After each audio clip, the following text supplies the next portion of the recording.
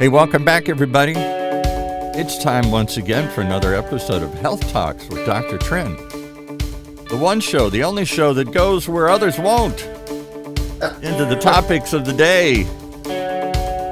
How to feel better, how to work better, how to play better, how to feel better on Health Talks. So let's bring in the man himself who's got a mixture this morning here. I'm not sure I understand where this show's going, but we're going to find out real soon. All right. Well, I'm not sure where it's going either, but I brought on two good friends. Stan is my personal trainer for 15 years and an athlete I've seen in the gym. He's also a trainer. And we just want to talk about something different. Normally we talk about, health and physical health and medicine and things of that sort. But I think health goes beyond just the body. And so sometimes it's good to, talk about other strategies of health, other aspects and perspective of health. Maybe it's health in the community, maybe it's health with, of whatever Stan and Anthony wants to talk about. Let's identify Stan and Anthony. Who's who? I'm Stan. It's Anthony. And what do you guys do? Why are you sitting in Dr. Trin's living room this morning here? It's not my living room. It's Stan's living room. Oh, Stan's. All right. Why are we sitting in Stan's living room here this morning? Well, I've been Dr. Trin's personal trainer for over, close to 14, 15 years. So, we always talk about interesting things. And then I've been working with Anthony for over 2 years, and he was actually my trainer for boxing. And we've always had these interesting conversations. I've had interesting conversations with Anthony and interesting conversations with Doc.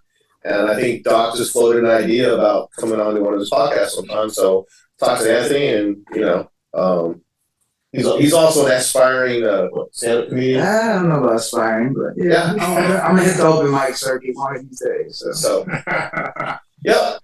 All right. So this was billed as our version of the old song Ebony and Ivory with Michael Jackson and Paul McCartney, talking about bridging the gaps between different cultures and getting along and all that stuff here.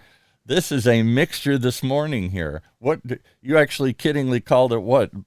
Black and Yellow? Yep. Also a great song by Wiz Khalifa. Yes. That's actually a song. Did you know that?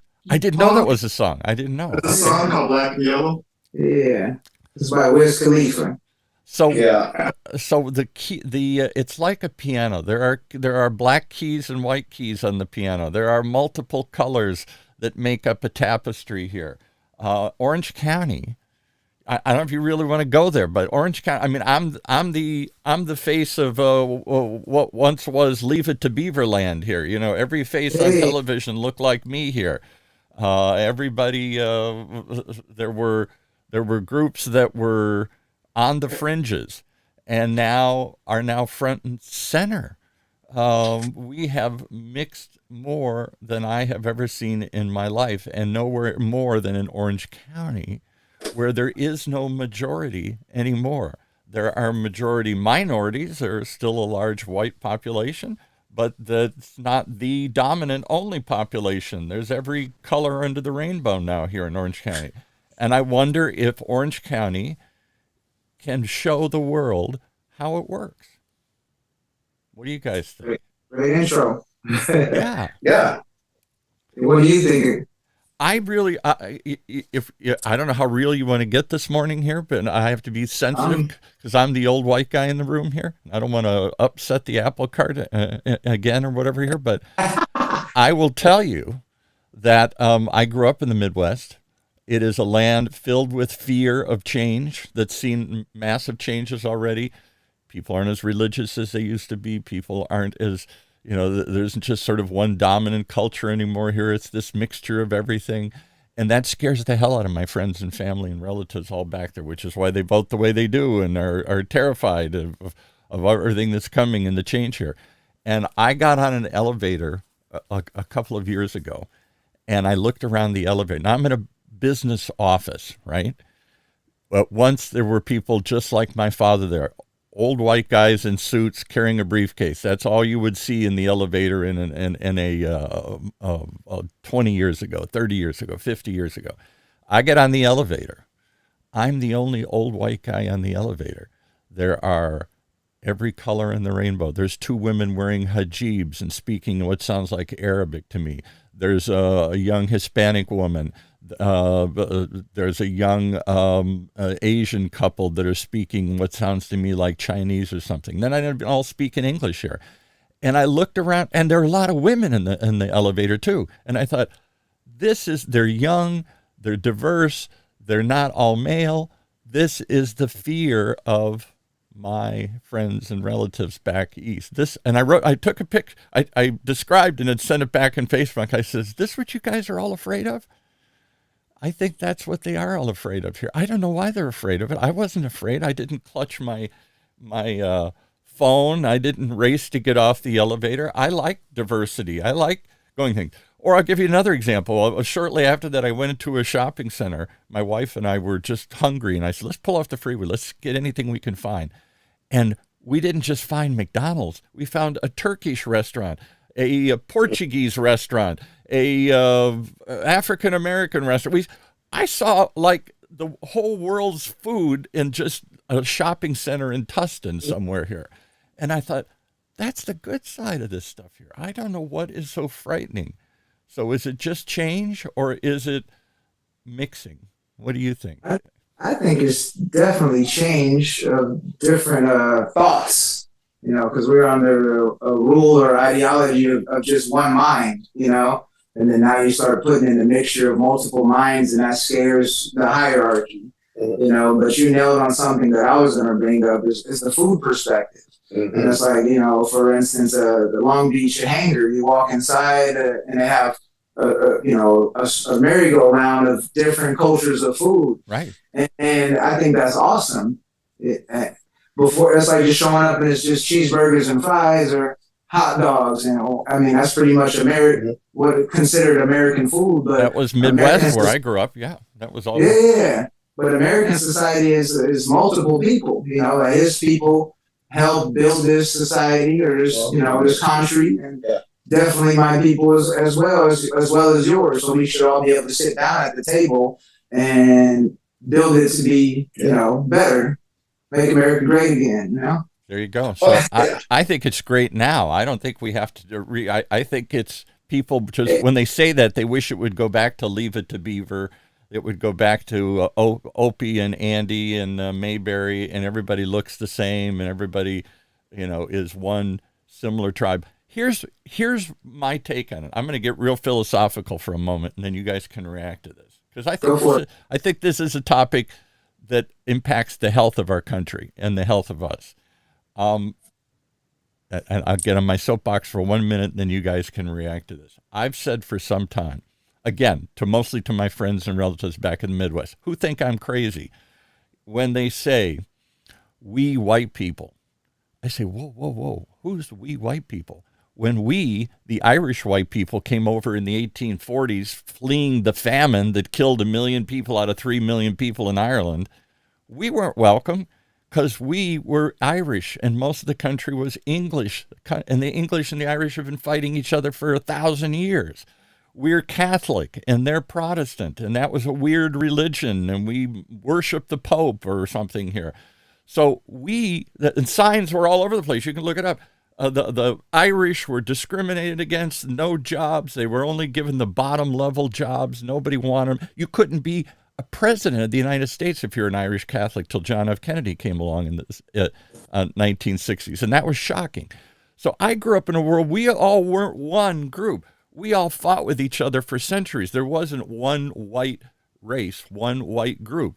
All of a sudden now, when other groups come over, they want us to bond together and all embrace each other. And I'm like, wait a minute, your people slaughtered my people for 1,000 years. The British and the French fought. The Germans fought everybody. We were never one big happy group of people here over in Europe. And suddenly they want to forget about thousands of years of history and suddenly turn it into something just based on the color of our skin. Color of our skin didn't matter when we were slaughtering each other for centuries here. It was more our religion. It was more our tribe. It was what language we spoke. It was all sorts of other things here. So I dispel the notion that there is, one group of white people out there. And yet so often people say, well, you white people or those white people or we're all white people. Like, take away African Americans and Asians. We did plenty of slaughtering to each other here, us white people here. We weren't so loving brothers for thousands of years here.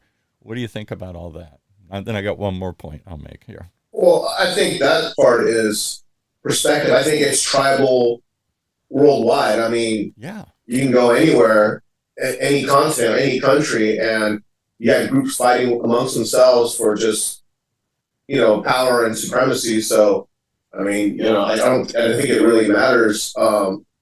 African tribes fighting against each other, though, the Sure. ones that worked with the slavers and the ones that were enslaved here.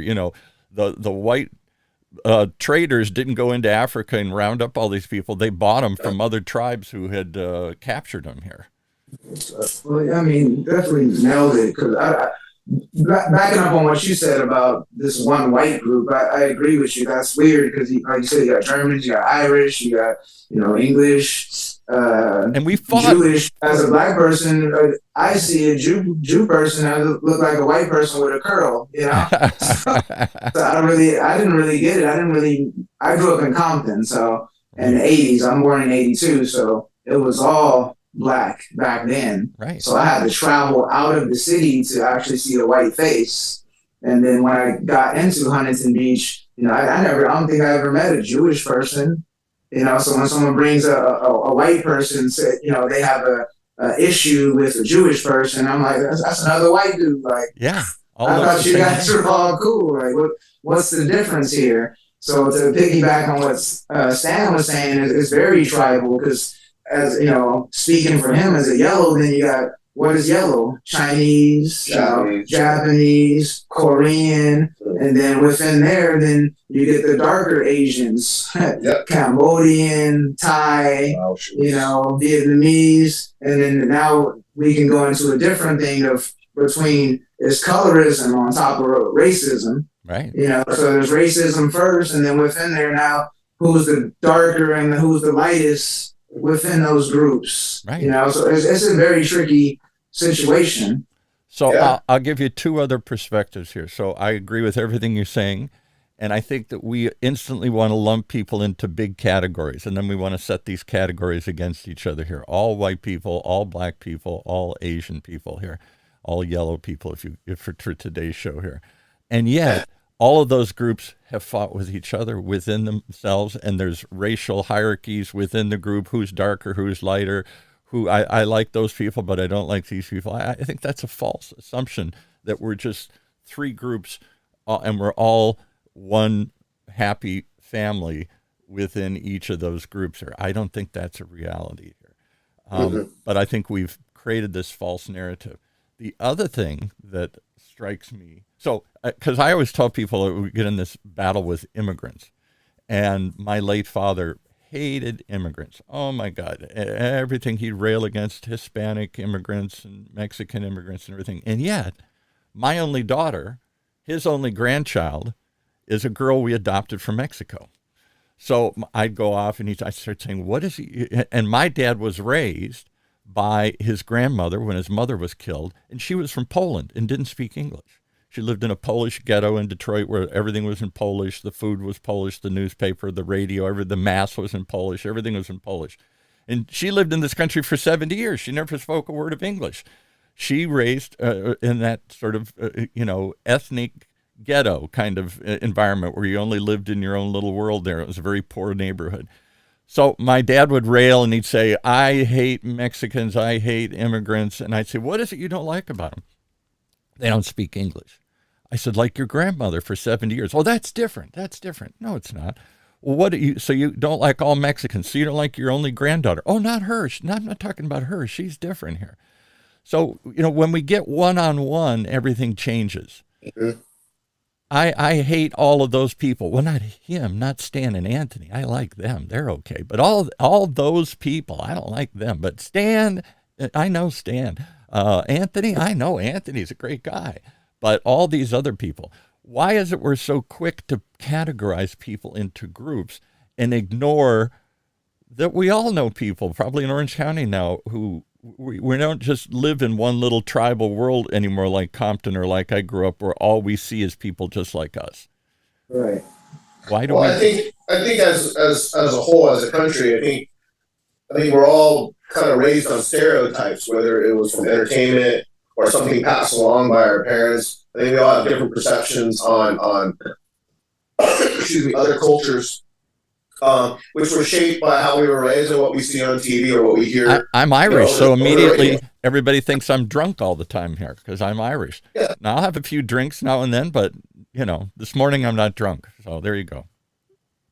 Yeah, so I can't speak on how the African Americans were raised, but I know as being a Japanese American, my parents,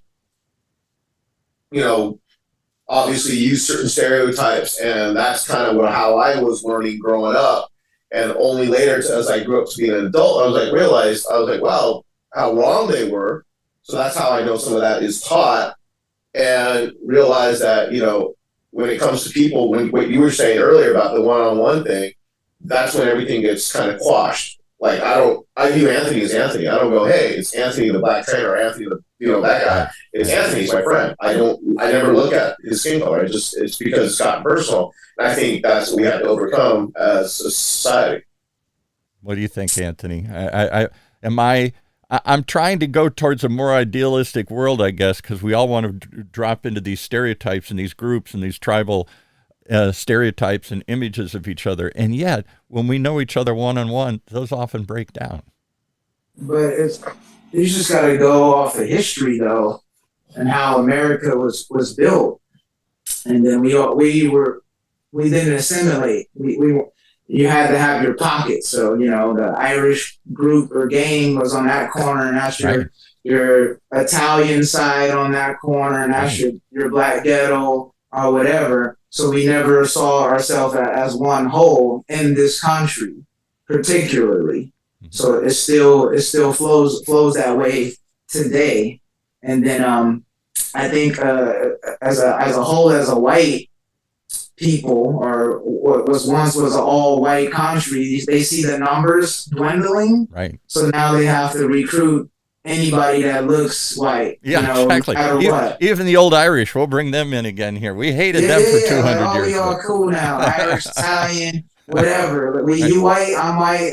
Let's gang up and go against everyone else. Yeah. So it's just like some I guess it's survival of the fittest. But at the end of the day, too, we want to separate ourselves from that and be like one American people, but we can't, because there's different types of flowers, and there's a Labrador, and there's a pit bull, and it's we're all it's a mixture of things. Granted, they're all dogs, but there's different types of dogs. So we can't ignore that too. But dogs don't fight. When an Irish setter sees a pit bull, they don't immediately start attacking each other just because one looks different. I got a pit bull. He kind of attacks everybody. Well, all right, but I'm saying most dogs don't fight. For sure. Yeah, because they don't know the difference. Right. Yeah, we created that, is what I'm getting at, and we just don't know how to separate from it. And when we don't sit down and have these conversations too, because they're very uncomfortable. These need to happen more often. All right, so I'll give you go ahead. I think food's a great place to start. You brought up food earlier. I think food breaks a lot of barriers. I think if that's one of the things where you can actually sit down and actually enjoy someone else's and appreciate someone else's culture through food. I mean, I think, that's a great place to start. I love Vietnamese food. I love Japanese cuisine. I haven't had a lot of African American cuisine, but I've had some. And I haven't found a cuisine I hate yet. Everything's like, wow, I never thought of this. Wow, I never tried that. I like all this mixture. I like all these things that we're adding to the thing. I hated eating when I was growing up as a kid. I literally hated eating because everything was meat and potatoes. It was kind of like a Midwest Irish meal. We had potatoes and we had some kind of meat, and that was it. There wasn't much variety. It was pretty bland. There were no spices. I never had Mexican food. I never certainly saw Asian food, African American food. What's that? I didn't see any of this stuff growing up, and it was very dull, bland, and boring. It was Kraft cheese. It was Cheese Whiz. It was it was It's Twinkies. just It was a fake food. culture, Yeah, We need to culture shock each other. yeah, right. Yeah. So, do you think it's breaking down? I look at my daughter, maybe because she's from another country, or I look at other kids, kids, she's 30 now, but people younger than that, I don't think they start off immediately seeing the differences the way I was raised, where we immediately said, oh, that's the Italian guy, that's the Jewish guy, that's the African American. We immediately started categorizing them. Where did they fit? What tribe did they go into? I don't know. Are we mixing better? What do you think? Or is it still all just? I think so. That's just. I think in Orange County, I think seems to be the case, or at least on the West Coast, that seems to be the case. Right. I have traveled somewhat outside of California. I can't say the rest of the country's like that. I went to law school for a year in Virginia, had Lynn say Virginia, the old South. And this is in the 70s. This is 100 years after the Civil War. And I came down, I had long hair. I was kind of a hippie-looking guy. And because I went to the University of Michigan, go blue. And we were all this radical hippie college and everything. I'd go down and everybody's dressed in like nice little, preppy little outfits. And the girls wore little white gloves and stuff and everything here. And it was like from Gone with the Wind. It was like 100 years ago here. So I went to a party. And I met a very cute girl at some sorority party. And so I asked her out, and we went out a couple times, and it turns out she was born and raised in Virginia, Old South. Her daddy had a horse farm. She talked like that. And I said, well, I don't think I've ever even seen a horse. I lived in the city. I said, I'd love to go see a horse farm. She said, my daddy would kill me if I brought home a Yankee. I said, I laughed, just like you did. I thought she was making a joke.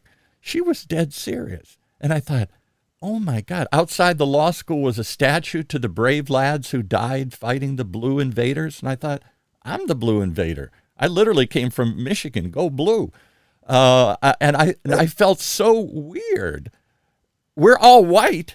This lie again, we're all supposed to be one big happy group here or something, but I'm from the North and she's from the South. And 100 years later, honey, we can't mix. This is a different world here. And I thought, wow. And then I went, you look down the street, this is the 70s, and there were two community colleges. I went to William and Mary in Williamsburg, this really old college. And there's two community colleges just down the street. And they're across the street from each other. I said, why? Why are there two? Why isn't there just one? And everybody rolled their eyes and they said, son. And I said, no, I don't. One is 100% black and one is 100% white. There's no rule that says the two can't cross the street, except everybody knows which side of the street to be on here. And I thought, this is the 70s. This isn't the 50s. This isn't the 1850s. It's still continuing. Now, I'm sure it's gotten better. I haven't been back there in 50 years, but I was shocked at how deep some of this stuff still ran. And I guess I'm shocked by all the racial stuff going on, by all the African Americans killed running from the cops and all this stuff. I thought we moved past a lot of this stuff. Have we just been kidding? When Obama became president, it didn't make it more okay. It brought out more of our division. This stuff bubbled up from underneath the surface again here. What do you guys think? Yeah, facts. I agree with that. But one word that I hear from you is the shock part. Shock. And I think it's kind of naive for you to be shocked. Very. A little bit. Very. Because it still goes on, and then there comes a privilege of saying you have the privilege to not necessarily see that. Because I can only speak for myself, but even training in Orange County, I'll get it from people that I think are very close to me. Like when you said Obama would come up, and people would say some of the dumbest things to me and forget that they were talking to a black person. Right. I try to think of some prime examples, but they say my president, like, oh, your president. I'm like, I thought it was American president. It was our president. Yeah. Quite frankly, I didn't vote for him. But it's like, why do I own them? Or anything that became Democratic was mine because black peoples are all Democrats. Yeah. So earlier, like Sam said, the stereotypes, and I'll add on with culture. Culture is everything. That's food. That's TV, the pop culture, media. They all portray us to be different things that we are not. And you have to hang around those groups of people to see that we're all the same. Your uncle is a drunkie too, just like mine. Or whatever. Your kid didn't go to college, and I didn't go to college, or whatever. Not all black people are uneducated, or all Japanese people are sushi chefs, or no judo, but that's what they do all know judo. That much I do know. That much is true. He talked to me earlier. Well, I'll dismiss one stereotype. I actually scored higher on my SATs in the verbal category. Than the math. Yeah, there you go. I'm not very good at math. They're all math geniuses. They're all computer geniuses here. Very dumb stereotypes. And I'll bring up one. I don't know. I could be going off the wheel right here, but there's a particular basketball player, Ja Morant, who got in trouble with having a gun. Mm-hmm. And me and Stan always talk about basketball in general because we're both basketball fans. And the fact that since he's a young black male and he had a gun, now he gets the stereotypes of thug and gangster. Why can't he just be a gun owner? But if it was a white guy who had the gun, he wouldn't get the thug and gangster stereotypes. That's true. And I don't. So I don't agree with. Let me just challenge you a little bit. So I'm not trying to be controversial here, but from my perspective, I see an awful lot of young African-American athletes and singers embracing the thug thing. I don't know that they were raised thugs. I don't know Will Smith's real life story. Maybe he was raised in a gang environment and a thug or whatever. But too many of them seem to want to embrace the negative stereotype, which then only reinforces, see, okay, I'm trying not to believe everybody is that, but there it is again, somebody acting out, embracing that thug lifestyle, that gangster lifestyle. I mean, why does the guy have to carry a gun? I don't get what an NBA player needs to carry a gun for here. I don't get it. I agree with you, and back to culture. I don't know his background, and he has a 2-parent household. His dad seems to be very prominent in his life, but if you listen to certain music, you see it on TV, and you think in order to be cool, you gotta act that way, right? Or in order to be accepted. Yeah, you need to right. Bring that to your lifestyle. Right. And so Will Smith, like you brought him up, he in a hip hop community, he would be considered corny. Right. Because he didn't have the thug appeal. Right. But Jay-Z, who claims drug dealing and selling crack is cool. Right. So, and that's a problem in just my community. Yeah. So as a young person, you're like, I want to look cool, I want to be accepted, so I got to find that thin line of being cool or gangster or whatever. Because being a square is not considered cool by anybody. Russell Wilson. Yeah, Russell Wilson. The women they want the bad boys. Yeah, I never. They don't want the smart guys. That's a whole nother. That's an interesting discussion. Let's go down that rabbit hole. Why is that negative so appealing?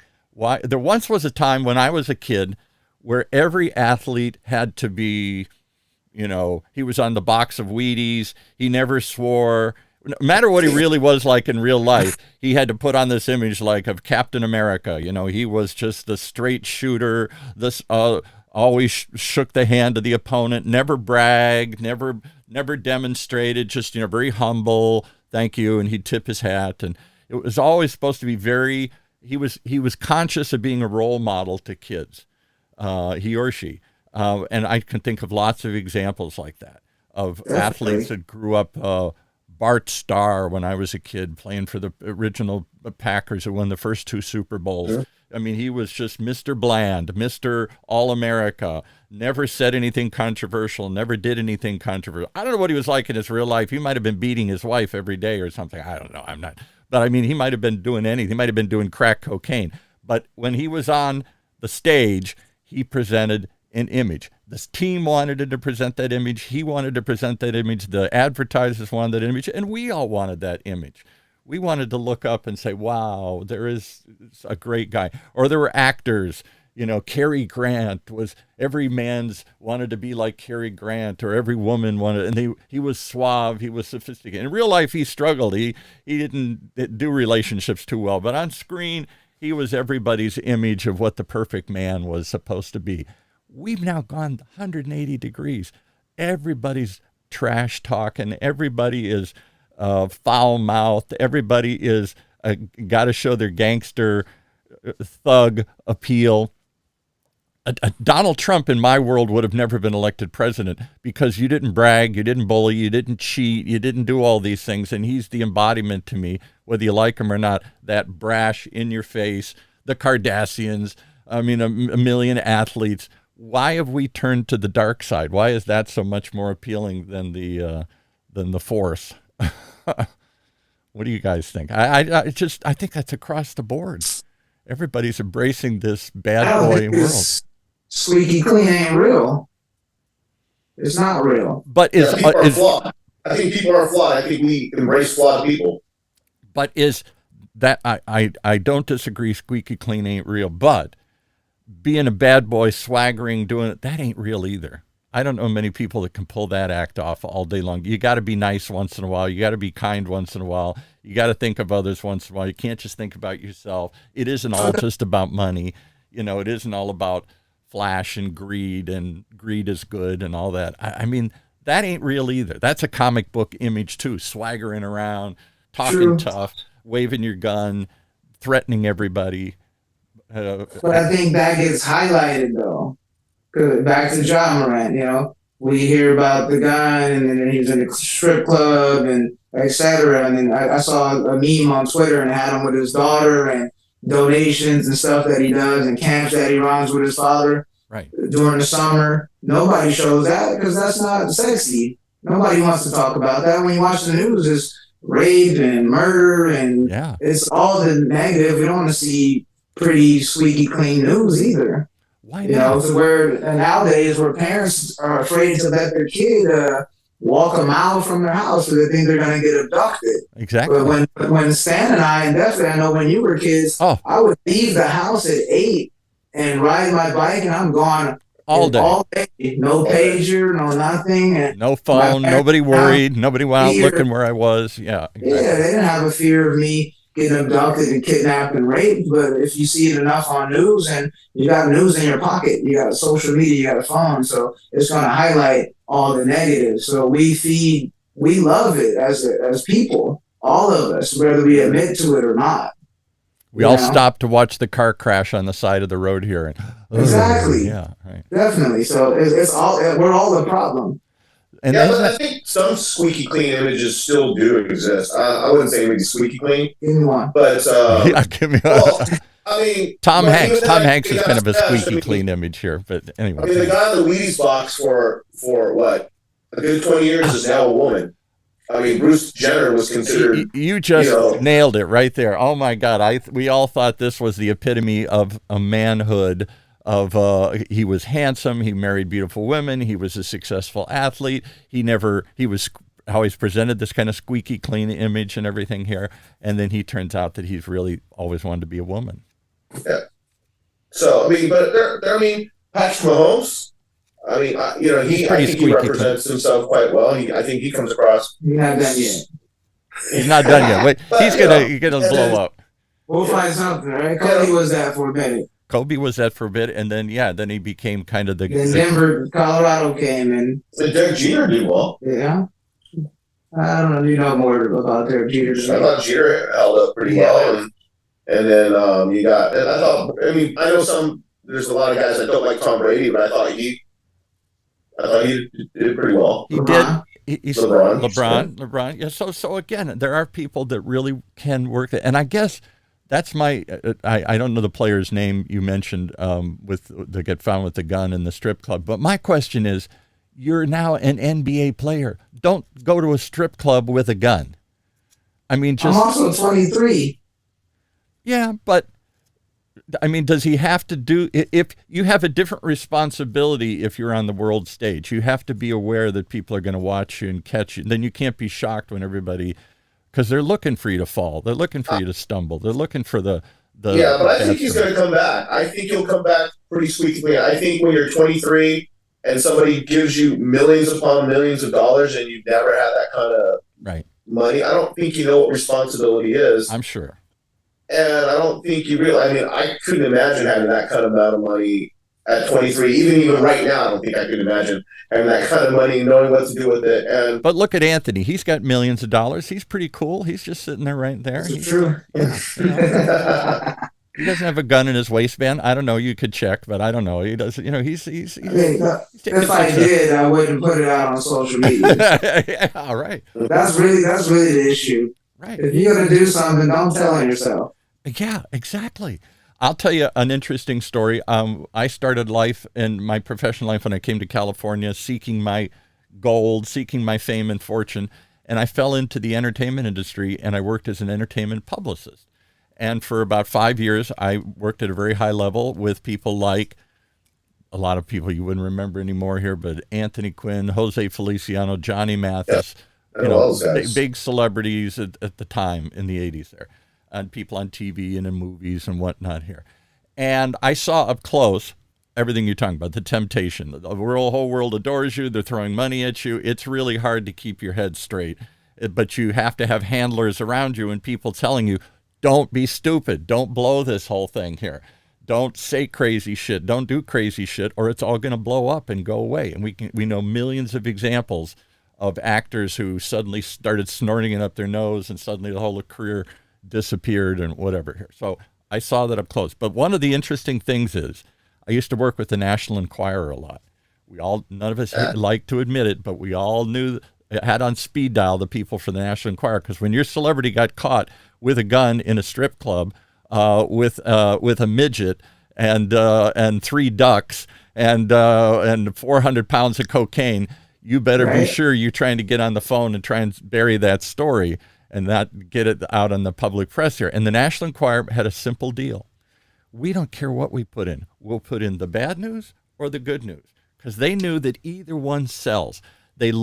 People love to see celebrities get built up, and then they get too big, and we love to see them get torn down, see they're human after all, and then we love the redemption story. But I found Jesus. But I went clean. But now I give to charity, and then the redemption. They come back. You know, they're wonderful, and then they're a bum, and then the comeback story. We love that redemption story here, and they didn't care which one we gave them. Give us the story up, give us the story down. Just give us the story. One of those two stories, and so we had to find that story. Oh yes, he got caught with a gun in a strip club. But did you know he also donates to charity? And here's his picture of he and his daughter. And you immediately try and show the opposite story and get that thing in the press there. So I thought that said something about American culture. We do love the fall from grace, but we also always root for the underdog who's coming back. Well, I think Tiger Woods probably epitomizes that right now. Tiger Woods, the guy had it all. He blew up, and then he comes back, and we're all rooting for him again here. Yeah. I mean, it's a great example. Yeah, that's a great example. So there's something about both extremes. We love the happy ride up, and then we love the fall from grace. And then we're willing to give him another chance and see him rise up again and root for him all over again here. There's something about Americans that love that we don't like it when people get too big. He's too big for his britches. He needs to get knocked down a couple notches. But when he falls, we're happy to see him rise up again. We think that's inspiring too. See, if they can do it, I can do it. So I think LeBron would get another one, you know? He got to Miami and everyone hated him and wanted him to lose every game. And then he left and went to Cleveland because he wanted to help the city and bring a championship. And when he won, finally, the first time in Cleveland, everyone loved him. Everyone respected him. And now he's in LA and they hate him again. No, I don't. I want the Lakers to win, so I don't hate LeBron. And some fans don't. Yeah, right. Or won't give him the credit. We love or hate. We love the two extremes. We love the up, we love the down here. But just sort of in the middle, That's hard to hold that line right there to sort of. But that's the thing you got to realize about human nature. That's what it is. It's a slippery slope. Yeah. There's no even kill. It's gonna be love and hate. Yeah, that's true. Back to the whole black and yellow. It's like, oh, we're all peace and harmony in the yellow community. No, it's not. You got to teeter Yeah. up and down. All right, let me throw another one out there for you. This one never plays well when I talk to African Americans, but I truly believe this, so I'm going to challenge you a little bit here. I hate the Good thing term. I'm black, you know. I hate the term black. I hate the Oh, term there you went white. there. I hate the term black and I hate the term white because you're not really black and I'm not really white. And black and white are complete opposites. So if you really are black and I really am white, we got nothing in between. White is every color in the spectrum, and black is the absence of any color. There's nothing. They're the complete polar opposites. And I'll give you an example. So my grandson. You said white is all the color? It's absorption of the color. You know, white is when you see the true color white, it's reflecting all the color out. It's reflecting everything back to your eyes. And when you see black, it's absorbing all the color. So that's why it looks like a void. It doesn't look like there's anything there. So that's two extremes. So my grandson. I am every man now. Well, I don't know about that, but I'm just saying that I'm absorbing all you guys. Yeah, that's right. That's right. Okay, you're absorbing everything. That's you all me. I like that. I never thought of that. Okay. Hey, now how deep you want to go? All right. So my grandson is Hispanic, right? And my daughter's Hispanic. She married a Hispanic guy. He's 100% Mexican. And so I am watching TV one day with him a couple years ago. He's now 9. This is when he's like 6 or 5 or something. And watching CNN or something, talking about black and white. Black. And my grandson says, Grandpa, who's black? And I said, well, I'd be like pointing at Anthony. I said, well, that gentleman's black. Well, who's white? And I say, well, I'm white. And he says, I don't get it. You're like pink. And he's like brown. I don't see the black and the white. And I thought, there's the truth right there. But we've picked these two terms that make it hard for us to get along, that immediately separate us as far away on the spectrum as we can go from each other. I really hate the term black and I hate the term white. And yet when I say that to many African Americans, they embrace the term black. They willingly say, no, I'm black and you're white. I don't know. What do you feel about black and white? It seems like we stuck with two terms that keep us apart. I mean, like you said earlier, African American, I made a joke and I said, good thing I'm black. But I didn't know where you were going with this. Right. Because if you're African American, then we got something in common. If I'm Irish American, sure, we got something in common. So then what would make me African American? That would be the assumption that I was born in Africa. Well, or that you have the African heritage. Like I wasn't born in Ireland, but I'm look Irish. I'm right. I'm. But then black people get stuck with the African American thing, because when we see Stan, nobody says Asian American, no one says Indian American, no one says Arab American. I think they Israeli should. American. A while we were trying that, and everybody seemed to hate that idea. It never stuck. No. It only sticks with black people. Right. You know, and then when I hear, you know, I can only go from what my grandfather, you know, tells me, who just turned 87 yesterday. Yeah, clap that up. Yeah. Shout out to Grandpa. Yeah, where am I going with this? When I hear African American, I feel like they want to call me something else. Because we weren't always called African American. Oh no, we've been trying to push this term back. Right. So this is the PC of black. Right. You know, and I see people stumble on that when I have conversations. Black. They don't know what to say. I don't know what to say, and I don't want to say black because to me immediately then that pushes you to the other end of the spectrum. Again, slippery slope. You have to deal with the individual. I prefer black, like I said, because no one else gets stuck with the whatever they are in front of the American. You know, so black people are always separated in America. And then also, you know, African Americans, black people were here before Africa. That's a fact. Yeah, right. And there's tons of history books that talk about that. I'll tell It's you not what I hate. necessarily Native Americans here. It was black people here too. There's a great author, Ivan Van Sertima, that wrote a book about that too. And I personally hate being called white I get both sides, and we because created that that throws me in with all the racists and the haters and the other people. for sure. And I'm like, wait, I'm not part. Don't put me in that category over there. I'm not part of that group. And I remember the history of my own people, that we white Irish were not accepted or treated. We were treated like trash. We were treated like. He was right next to me. Yeah, exactly, exactly. In fact, African Americans, then he was the next African American. absolutely, amen. And I tell people, we are all African Americans. We are all unwanted Mexican immigrants. We all came over here, most of us, unwanted, unwelcome, poor, dirty. We didn't come over in chains. I get that, Right. but that's that's the differentiator. But we did. And then if you want to go with black and white too, now we got to deal with smart and dumb people. Oh yeah. So yeah. when we first got here, if I'm got here, but Africans, some were as black as this screen that in the background. Right. Look that black. Right. So if you're just mine and you're looking at something like, oh, that's black. But then we start intermixing with each other, rape, slavery, etc. Then you get me, brown. So I do my DNA test, and I'm 18% Irish. Are you? See, I knew there was some. I've never met an Irishman yet I didn't like. Each other, okay?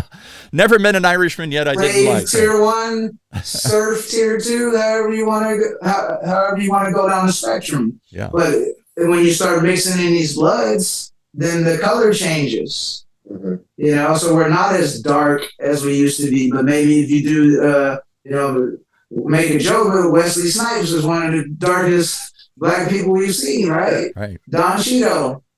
You do their DNA test. How much Irish are they? Or British, or very less than me. Right. So it's the deeper the roots, I used to represent an actor named Yaphet Kotto, who played. Look him up. He played in Aliens. He played the bad guy in James Bond. Yeah, he was a very prominent African American actor. He's since died, but he was probably one of the darkest African black people I've ever seen. Oh my God! And he played that. He played the villain quite often because that darkness made him look like the bad guy.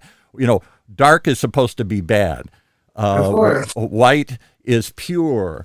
White is Snow White. White is the good guy in the early movies always wore a white hat, and the bad guy always wore a black hat. Yeah, you tell a white lie, right? Tell a white lie, yeah, exactly. Get blackballed. Exactly, white and black have all these other connotations. A good interview with Muhammad Ali was talking about the same thing we're talking about now. So some black people wanted to separate themselves from being black because of the negativity of it. Right. And then you go into the civil rights movement, and a lot of people wanted to embrace that.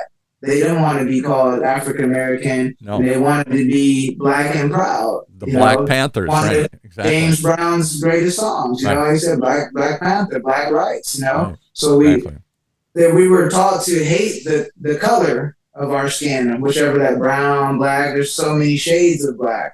So I think as a black person, you should want to embrace that. It's only something that my culture will probably have to deal with. I think the same thing has happened in the gay community.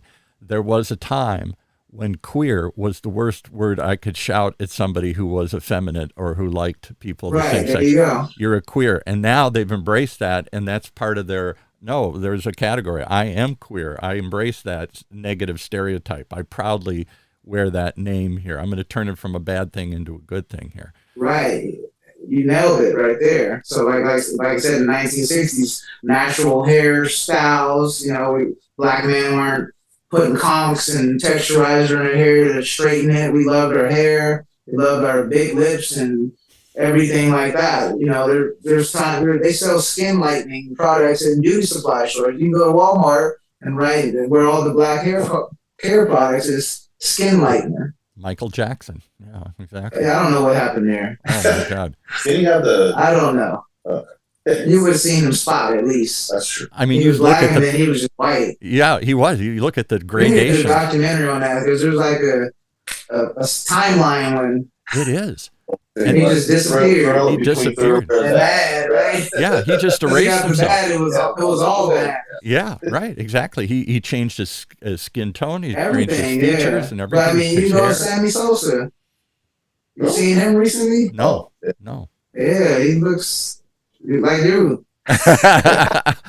Well, you mean handsome and dashing and. Hey, he's still handsome, you know. Well, I'm going to end with one. I'll give you one example. I maybe it's a negative example because I keep thinking we can get past this, and I think we've made progress certainly since I was a kid. No, that's not. We're not supposed to get past this. That's what it is. But I'll tell you a story that I always share with people, and I'll end with this and see you can react to this. So as hip as I think I am, as liberal, as open-minded, as I've gone past all this, I've overcome all my racial bias and all the other stuff. One day when my little grandson, I used to like to go to see the trains, and he lived in Santa Ana, a little on the edge for me, an old white guy, to be there, particularly when it gets dark. I don't know why bad people, the boogeymen come out at night. The rapists and robbers come. They don't rob you in the middle of the day, but at night, that's when everything gets scary. So we were down at the train station, he and I in Santa Ana, and it starts to get dark. We're staying there a little too late for my comfort level here. And I look around, and the train pulls out, and there's only 3 people left on the platform. Myself, an old white guy, my little Hispanic grandson, who doesn't know he's Hispanic. Nobody's told him yet he's part of a tribe. He just thinks he's my grandson. He doesn't know anything. And a young African-American, a young black teenager gets off the train.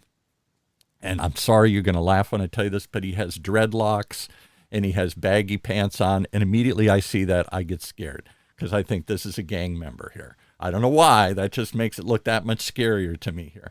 So he gets off the train, and there's 3 of us staring at each other on the platform as it gets dark. Me, the young African-American boy, the black teenager, and my little Hispanic grandson. And for a moment, I start thinking, oh my God, he's going to attack us. He's going to rob me. He's going to do something. There's nobody around. How am I going to protect my all that stuff I was taught comes flooding back to me until I look at the kid's face, and he's frightened to death too. Oh my God, this white guy's going to call the cops. I'm going to get arrested. I didn't do anything. What the hell am I? I got nobody to back me up. And in that brief moment, my grandson looks up and he looks at the kid and he says, "Are you okay?" And the kid says, "Well, I don't know where I am. I got off on the wrong stop." And my grandson says, come on, Grandpa, let's show him like you showed me. Let's get him on the train and everything else here. And all of a sudden, and I felt so stupid. I was so embarrassed of myself. My grandson picked up the right cue here. There's just 3 people on a platform here, and one of them's lost, and let's help them. And we did. But I was so ashamed at the way I felt for a moment and how quickly I fell back into all that training I had when I was a kid. That we should be scared to death of each other here. And until we get past that, we're all going to have these little boogeymen in our head here that immediately put us apart. When I read Obama's book and he talked about walking down the street in a suit and tie in Georgetown in Washington and people closing their doors. Oh my God, there's a black man in the neighborhood. I thought, I can't imagine that. I believe it, but I never thought of that. You know, there are still some things out there that we've got to come a long way to overcome. And hopefully my grandson, who hasn't been taught any of this yet, will not learn it and will just see it as what it is. There's a guy who needs help here. So he turns on the TV and watch one of them shows, and yeah, and the character's playing one of those roles, and or he listens to the that's all you see, song, though. or he listens to anything, or somebody in school comes up and tells him, "What are you doing talking to that person?" So that's why I said it can't never end. Well, my fear is that media. The day we somebody promote that. The day somebody walks up to him and calls him some Mexican name or something here, and I'll say, "Oh my God!" And he'll go back to like, "They called me this," and I'm like, "Am I that? I didn't know. I thought we're all one big group here or something." Yeah, there you go. Somebody's going to teach him. You got to learn hate.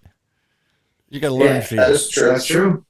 It's easy to learn. Easy to learn. So how do we stop this? Last thought. I'll leave us on a hopeful note. We getting any better? Is talking like this help? Definitely. Of course. definitely. Hopefully, we talking and other people are listening. That's the important part. We talk too much and we don't listen. What were you saying? I'm sorry, Doug. I So did. we talk too much. No, I'm just kidding you. I got that. Joking. I was like, hey, I'm closer. just joking. You talk too much, you don't listen. That's the problem. Yeah. You tell some people, hey, this is what black people are. Right. This is what you're supposed to do. Instead of listening, I can enjoy anime. I could be a lawyer. I could be a pharmacist, but people say that I got to play basketball or be a rapper. And of course, you're both. All the above. I'm every man, remember? And Stan over there is, of course, a genius in Mathematician. mathematics. Yes. No, yes, definitely. I carry my abacus wherever I go. Yeah. One time I had a Vietnamese client, and he was short, and I'm 6'4", and so everybody assumes I'm really good at basketball. I'm not. I suck. But I'm 6'4", so I play the role. And so he said he would love basketball freak. He said, "Let's go shoot some hoops someday." I said, "You're like 5'2". I'm gonna kill you, because I'm 6'4". He wiped the court with me. This guy's dribbling and shooting and everything, fadeaways and everything else. And I thought, okay, there's proof. There is no stereotype. I'm a big, tall guy. I'm supposed to be great at basketball. He's a short, shrimpy guy. He was incredible. Well, I play basketball, and right now I'm a high school basketball official. So I rep CIF. So I mean, basketball has been part of my life since I was 5 years old, and I do 51 stereotype. I am short. I'm 5'7" on a good day, and A stretch. but I did play basketball for a majority of my life. So yeah. There you go. On the flip side, when they see you, the black guy, and they're like, "Oh, I'm picking him first." Yeah, right. They pick him, and he sucks. Yeah, that's me. Can't jump, can't run. That's right. We all got some shitty stereotypes. Yeah. This is life, and that's why I said it ain't never really gonna change. But we gotta laugh about it. Yeah. Well, and see each other as people and talk about it. If we don't talk, if we don't laugh, if we can't see each other as people first, then we're going to see each other as comic book characters first, or as stereotypes. That part. Yep. Exactly. Okay. I wouldn't picture an Asian American as a trainer. They're all mathematicians and everything else here. They're the high excellers. They're doctors and everything. Right. Else His father's ashamed. Yeah. Well, no, my dad always thought my job was a hobby, and didn't realize I could make a living off of it. Yeah. And so maybe not too long ago, he finally kind of just said, "Oh, well, I guess you did pretty good." And I'm like, "Well, thanks, Dad." Thanks. My brother's an accountant, so there you go. There you go. See, he's the good son. Well, this has been a good conversation. I don't know what this has to do with health, except it affects the health of all of us, as the mental health of a community here. So there you go. I appreciate the mixture. Oh, sorry. Yeah, we can talk about training next time. I'd love to hear more about training, because I suck at training too, and I don't think I applaud Dr. Trinh for making a commitment to train. He's not an athletic guy. Come on, this is not somebody who's out running marathons and lifting weights and stuff, but he makes a commitment because it's part of his health regimen to keep his body healthier, not just to lay on the couch and eat Twinkies like I was taught to do, and like I still like to do here. So yeah, I'd love to hear more about that. We got past that. Let's get deeper into the health of training and working out, and how do we, as old people, we're going to live to be longer than most of us ever imagined. So how are we going to keep that body in shape at 80, 90, 100, or whatever here? Right. There's a lot to that too. So, okay. Let's add on. Yeah. This is fun. All right. Appreciate the conversation. Hope it had some benefit. Hope I didn't step on any toes here, but we're keeping it real. Keeping it real. Exactly. Here on the Thank you, my Irish brother. Yeah, my Irish brother. I'll leave you one last funny thought here. Obama, everybody always talks about Obama as being the first black president. He's actually the first biracial president, because his mother is 100% Irish. So he went back to Ireland one time to visit on some diplomatic tour with the village where his mother's relatives came from. And they kiddingly, his name is Obama, like O'Hara or O'Toole. So they separated it with a little apostrophe like we do in Irish. So his name was Obama. And they said, see, it just proves he's Irish. It's like O'Toole, O'Reilly, Obama. That was him. So I don't know that. I don't know if he got the joke or not, but yeah. Right? But he was Irish. Thanks, Paul. All right. This has been a lot of fun. Yeah. All right. Talk to you guys later. We're going to wrap it up. That's what we do here on Health Talks. I don't know if this is what Dr. Trinh wanted, but he threw us together and said, go at it. Let's see what we can come up with. All right. Conversations you don't hear anywhere else as we try and figure out how do we healthily live together here. Right here in Orange County's only